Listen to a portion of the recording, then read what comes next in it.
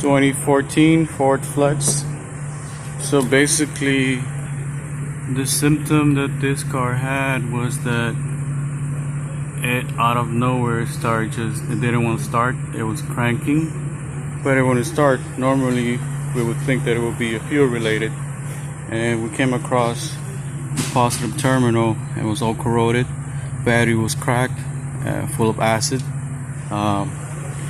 So what we end up doing was replacing that positive terminal, which this is the old terminal full of corrosion and acid. We went ahead and replaced, this is the new terminal, replaced it. Basically what you need is a 10.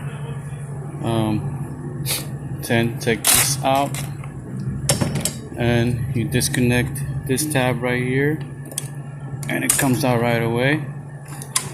You lift this up and there's a number okay, there's a number 10, and right below here there's another tab. You disconnect and that's all you need to do. If it's not that, it could be the